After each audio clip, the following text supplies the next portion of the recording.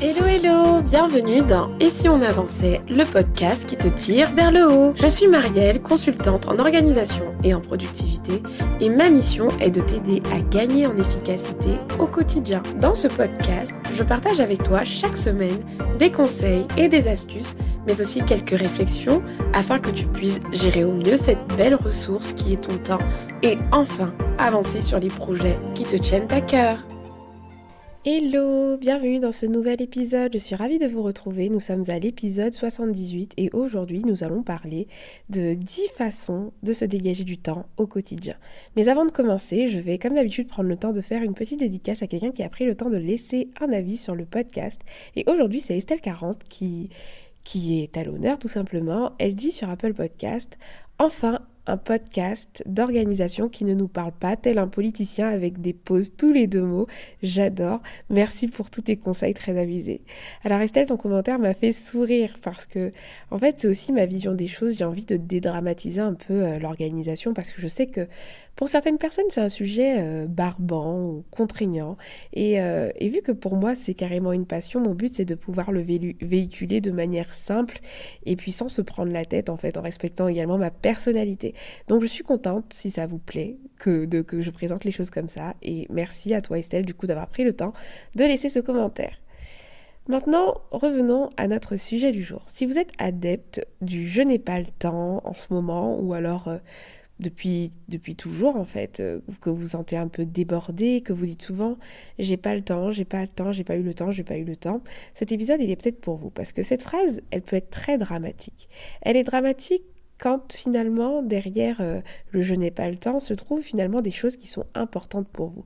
Prendre soin de vous, passer du temps avec vos proches, enfin tout dépend de vous, vos priorités dans la vie, mais en tout cas si cette phrase « je n'ai pas le temps » est suivie de quelque chose qui vous tient à cœur, c'est une catastrophe. Aujourd'hui, je me mets en fait au défi de vous proposer le jackpot en termes de temps.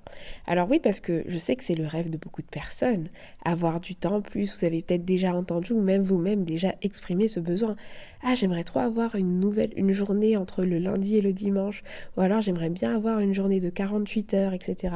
Aujourd'hui, c'est pas possible de créer tout ça, mais j'aimerais vous proposer dans cet épisode finalement une petite compilation de choses que vous pouvez faire pour vous dégager du temps parce que oui, c'est possible aujourd'hui de vous dégager du temps en fait. C'est possible de vous dégager du temps à une échelle plus ou moins grande, je suis d'accord, parce qu'il y a des actions qui vont vous faire gagner beaucoup de temps, puis d'autres actions vont vous faire gagner des petits microsecondes, des petites minutes par-ci et par-là, mais ça en cumulé finalement ça peut vous permettre de vous dégager du temps pour autre chose, pour des choses qui vous tiennent à cœur. Donc finalement à la fin de cet épisode j'aimerais bien que vous arriviez à vous dire que vous avez effectivement moyen d'alléger votre agenda et d'avoir du temps pour d'autres activités que le travail, enfin je sais pas. En tout cas, le truc auquel vous dites non parce que vous n'avez pas le temps et qui est important pour vous, vous allez vous rendre compte qu'il est possible finalement d'avoir du temps pour ces choses-là. Donc l'idée aujourd'hui n'est pas forcément d'aller dans le détail de tout ce que je vais vous partager, parce que je vais vous énumérer plusieurs choses, je vais vous donner des pistes, mais on ne va pas forcément tout détailler. Mais à la fin de cet épisode, bien sûr, vous allez avoir en tout cas une liste de choses que vous pourrez explorer pour vous dégager du temps dans votre agenda, pour vous, voilà. Le truc auquel vous dites non, je n'ai pas le temps, vous allez pouvoir peut-être voir comment vous pouvez vous dégager du temps pour y arriver. La semaine dernière, nous avons parlé de productivité toxique, justement, et je trouve que c'est très bien de continuer un peu dans la lignée et de vous montrer comment vous pouvez finalement vous dégager du temps. Première façon de se dégager du temps, c'est de batcher. Je vous ai déjà parlé de ça dans plusieurs épisodes, même lorsque des invités viennent, souvent ils parlent du batching. Le batching, c'est quoi? C'est le fait de rassembler des tâches qui se ressemblent et de les faire au même moment. Par exemple, lorsque vous faites une lessive, aujourd'hui, vous ne faites pas une lessive pour une seule paire de chaussettes sales. Vous allez attendre que vos vêtements s'accumulent, vos vêtements sales vont s'accumuler, et puis vous allez rassembler même par couleur, et puis faire des lessives par couleur. C'est un peu pareil pour les tâches en fait. Au lieu de les éparpiller par-ci et par-là, toutes les tâches qui se ressemblent, comme je sais pas, le fait de traiter vos mails, le fait de créer du contenu par exemple si vous êtes entrepreneur, vous allez venir tout rassembler pour finalement tout faire en même temps et ça en cumulé, vu qu'il ne va pas y avoir d'interruption de tâches, ça va être le top pour gagner du temps. Je vous en parle en détail dans l'épisode 47. Si c'est une méthode que vous ne connaissez pas, n'hésitez pas à écouter l'épisode 47 où je vous décris vraiment comment vous pouvez batcher et je vous donne des exemples de choses que vous pouvez batcher au quotidien. Donc n'hésitez pas à faire un tour. Deuxième piste pour vous dégager du temps, c'est de supprimer la distraction. Les distractions sont une source de perte de temps énorme. La distraction, finalement, c'est tout ce qui ne contribue pas concrètement à vos objectifs ou vos priorités dans la vie. Alors, bien sûr, c'est presque impossible de faire uniquement des choses qui vont avoir de l'impact, de la valeur dans votre vie. Forcément, on se distrait, forcément, on se divertit. Mais aujourd'hui, si vous êtes capable de dire que vous n'avez pas le temps pour quelque chose qui est important pour vous et que dans votre vie, si vous avez de la distraction, là, il y a peut-être un déséquilibre. Alors, si vous n'avez pas le temps pour quelque chose d'important, l'une des premières pistes finalement à explorer, c'est celle de la distraction. Donc comme je vous disais, la distraction, c'est pas forcément uniquement ce qui est attrait à la télévision, aux séries, etc.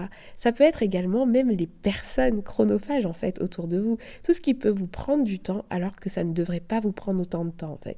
Tout ce qui vous distrait d'atteindre vos buts, tout ce qui vous distrait de ce qui est important pour vous.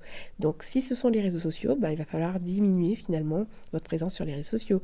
Si c'est une personne qui vous prend beaucoup de temps, il va falloir recadrer cette personne. En gros, identifiez tout ce qui vous pompe du temps inutilement et qui ne contribue vraiment pas ni à vos priorités ni à vos objectifs et faire en sorte de le supprimer ou de le canaliser. Troisième piste, c'est d'automatiser. Qu'est-ce qui aujourd'hui vous prend énormément de temps, que vous faites manuellement, qui pourrait être fait par un robot ou un logiciel. Je ne sais pas, peut-être que vous avez un virement que vous faites tous les mois et peut-être que vous pourriez mettre en place un virement automatique. Je ne sais pas, peut-être que moi, je vais vous donner l'exemple d'une chose qui a révolutionné mon quotidien en termes d'automatisation. Ça a été Calendly, l'agenda Calendly. Aujourd'hui, pour prendre rendez-vous, vous avez plusieurs moyens. Vous pouvez vous contacter, définir une date ensemble.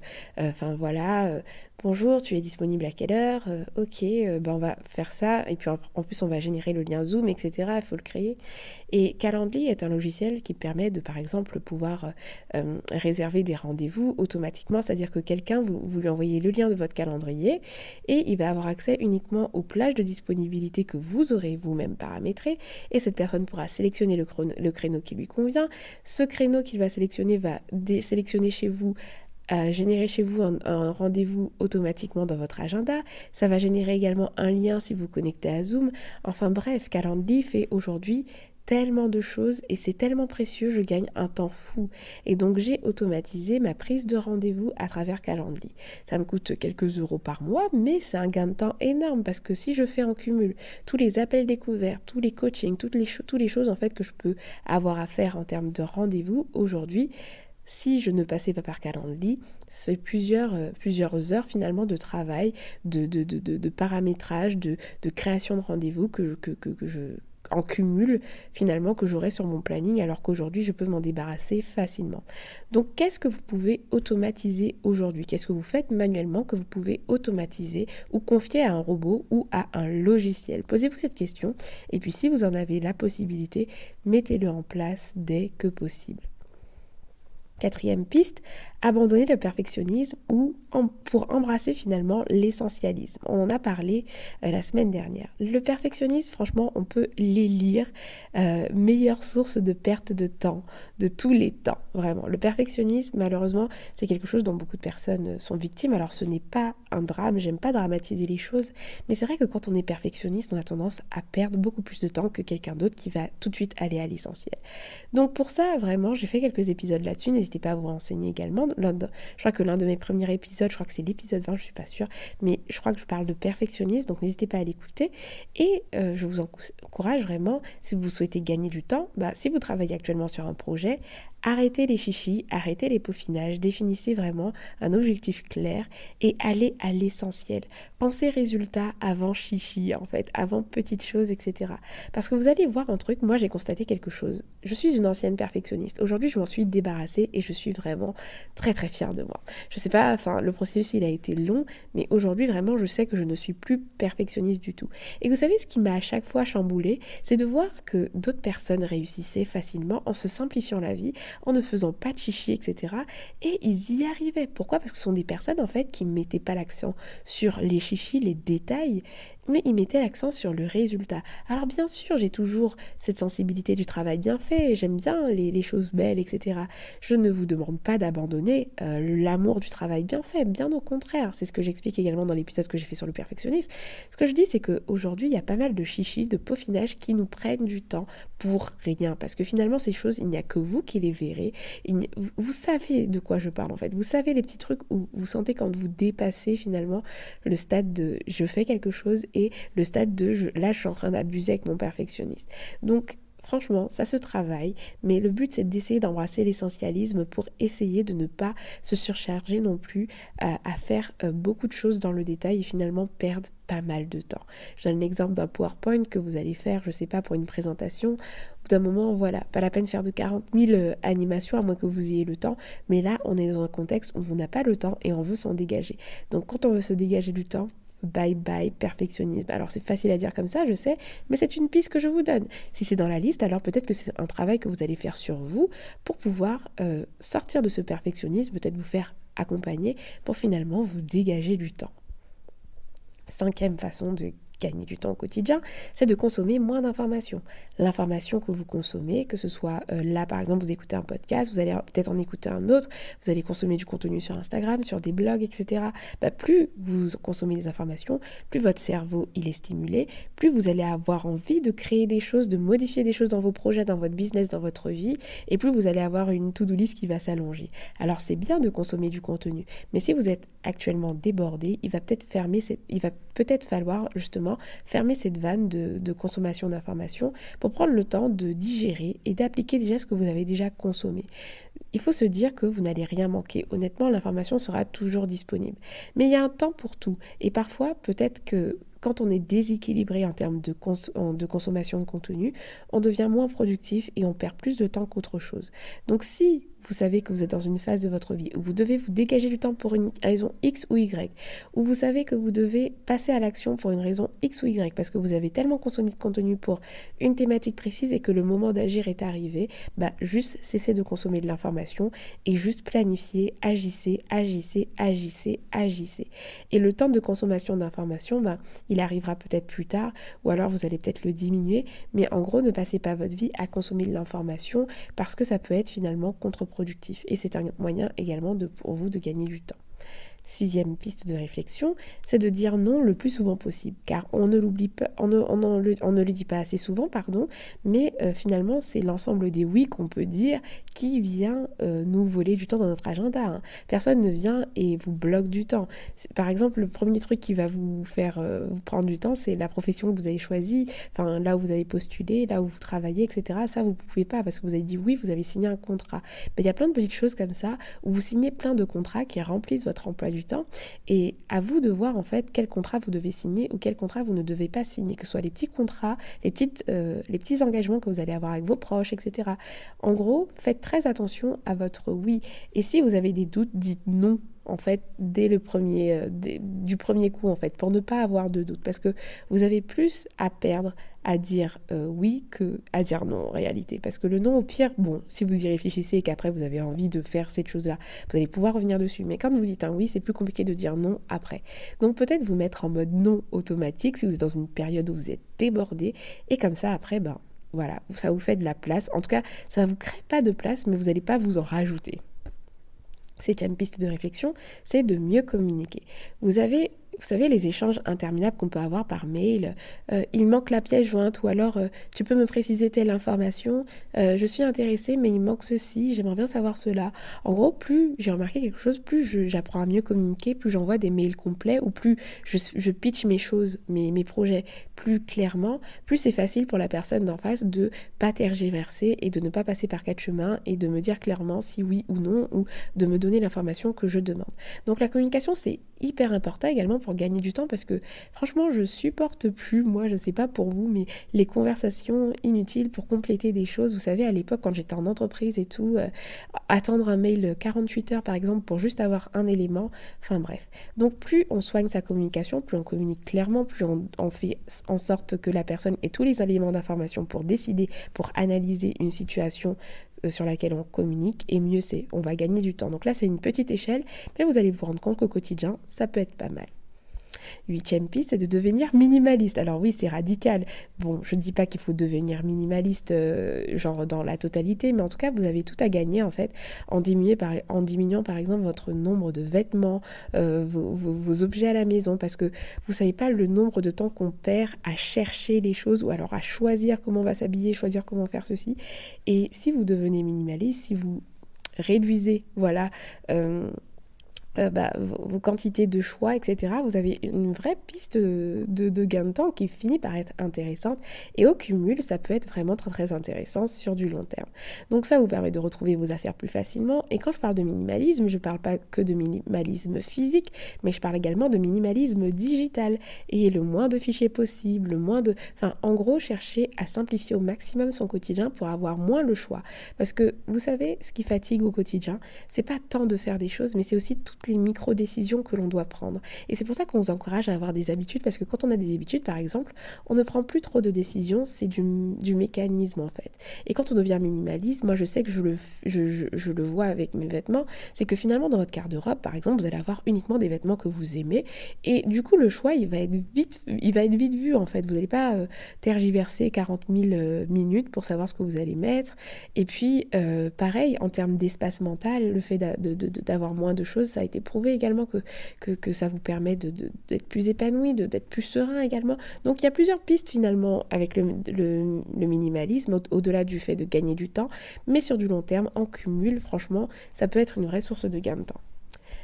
9, alors là c'est une grande piste de gain de temps et c'est très efficace et malheureusement beaucoup d'entrepreneurs ne l'utilisent pas assez. Alors il y a deux stades parce que moi aujourd'hui je délègue pas encore, puisque oui, le neuvième conseil que je voulais vous donner c'est la délégation. Je délègue pas encore, mais par contre j'ai délégué à pas mal de robots, comme je vous disais avec Calendly. Donc il y a la délégation à des humains, genre des assistantes ou des experts en telle ou telle thématique. Sinon vous avez aussi l'opportunité de déléguer à des machines, donc ça c'est plutôt de l'automatisation. Et aujourd'hui, qu'est-ce qui n'est pas dans votre zone de génie, en fait, que vous faites dans votre métier, dans votre boulot, dans votre entreprise, qui n'est pas dans votre zone de génie, qui n'est pas dans votre fiche de poste? Qu'est-ce qui vous prend 4 heures à faire alors que vous n'en avez pas les compétences? 4 heures, je dis 4 heures, mais ça peut être des jours, parce que si vous passez des jours à faire un truc qui n'est pas dans votre champ de compétences et qui ne vous passionne pas, franchement, peut-être au bout d'un moment, vous avez tout à gagner à le déléguer à quelqu'un qui le fera mieux que vous, qui perdra moins d'énergie et qui sera peut-être plus rapide. Donc aujourd'hui, si vous êtes débordé, qu'est-ce qui n'est pas dans votre zone de génie et que vous pourrez confier à quelqu'un? Qu'est-ce que vous faites dans votre quotidien qui est important dans votre boulot, que vous pourrez déléguer? Enfin, quand je dis important, c'est-à-dire qui est nécessaire.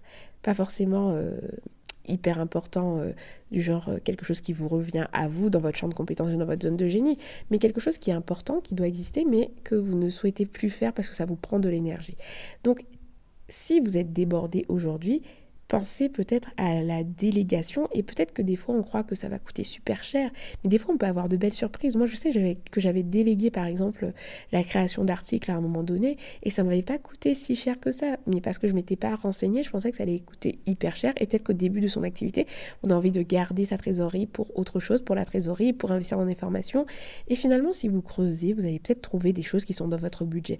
Donc si aujourd'hui vous êtes débordé, que vous sentez qu'il y a certaines tâches dans votre to-do list qui ne sont pas dans votre zone de génie et que vous sentez que vous avez envie de vous libérer du temps, alors soit vous avez l'option supprimer, hein, bien sûr. Quand je parle d'essentialisme tout à l'heure, c'est aussi le fait de ne pas vouloir tout faire, donc de supprimer ce qui est inutile, mais vous avez également, si c'est important pour vous, pourquoi pas déléguer et vous dégager du temps, et du coup du temps que vous allez consacrer pour autre chose ou pour avancer sur des tâches plus prioritaires et dans votre zone de génie.